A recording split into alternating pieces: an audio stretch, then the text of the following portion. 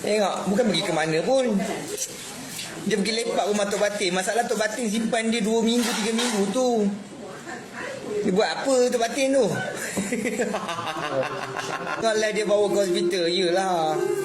Katanya dia terjatuh. Masalahnya berminggu kat tu Tok Batin simpan dia.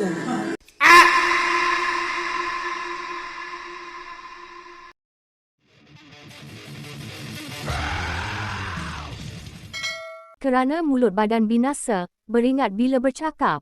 Itulah satu daripada beratus komen yang ditinggalkan netizen apabila kecewa menyaksikan video seorang individu yang mengeluarkan kata-kata tidak berasas berhubung isu kehilangan pendaki Jaslinda Saludin yang dilaporkan hilang ketika mendaki Gunung Batu Putih Tapah Perak 24 Mei lalu.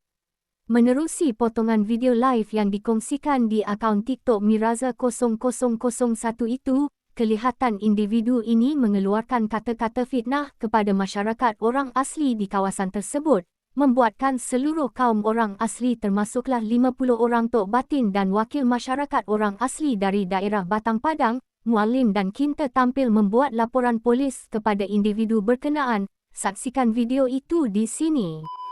Dia pergi lepak rumah Tok Batin. Masalah Tok Batin simpan dia 2 minggu, 3 minggu tu. Dia buat apa Tok Batin tu? Mampu helikopter. Baik helikopter pergi cari orang hilang tu. Siapa nama Jaslinda tu? Dah jumpa dah balik dah tadi. Pukul berapa? 8 tadi. Dia orang nak buat balik dah. Tengok, bukan pergi ke mana pun. Dia pergi lepak rumah Tok Batin. Masalah Tok Batin simpan dia 2 minggu, 3 minggu tu. Dia buat apa Tok Batin tu? Kalau dia bawa ke hospital, yelah. Katanya dia terjatuh.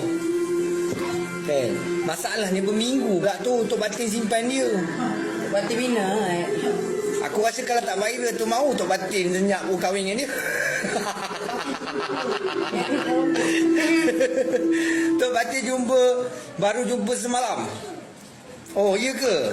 Katanya dia lepak kat situ, kaki tak boleh jalan, tunggu bantuan. Kata Tok Batin pun tak tahu jalan keluar ke mana.